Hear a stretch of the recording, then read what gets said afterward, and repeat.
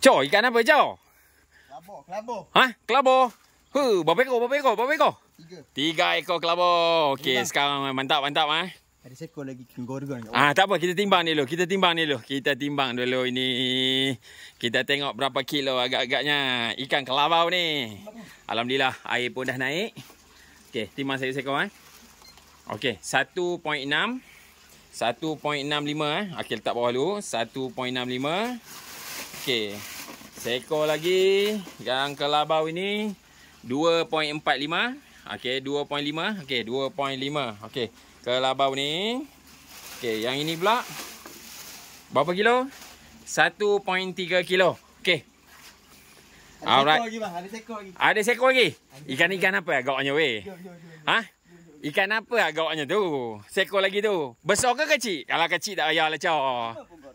Ha? Nama pun gorgon. Koma jangan nipu aku. Kadang-kadang koma ni kuat berdoa.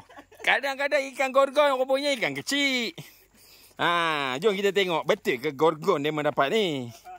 Dema ni air sungai dah naik. Gorgon naik lah koma. Berapa besar? Ya Allah, dapat lagi koma ikan gorgon Sungai Perak. Ikan pendatang yang terlampau sedap. Itu yang betul. Ikan pendatang tapi rasanya sekali garanti cari lagi, bos. Jom. Kita angkat. Okey. Jom. Ikat tali dulu. Tapi kalau nak buat hidup tak boleh ni. Tak boleh masuk tali kepala. Jom kita bawa ni atas dulu. Timbang berapa kilo agak, Cok? Ini kalau macam ini 20 kilo lebih ada ni, Cok. 20 kilo lebih, dekat 30 ada ni, Cok. Boleh? Muat ke guninya koma? Allah, itu yang betul. Itu yang betulnya. Jom bawa ni atas dulu. Kena ada orang juga ngangkatnya. Jom. Bapa. Baik. Kena libah hang.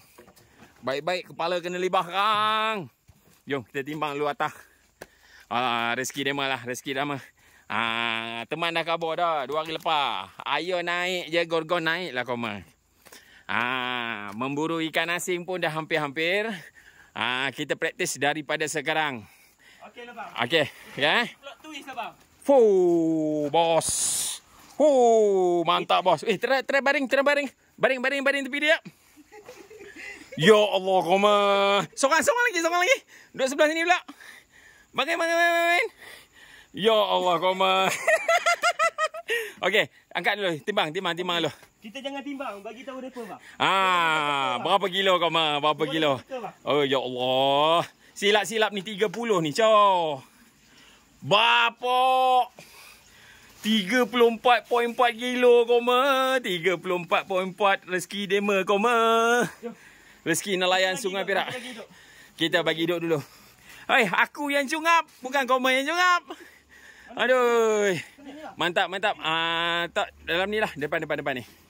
Okey, yang ni. Masuk terus. Pelan-pelan.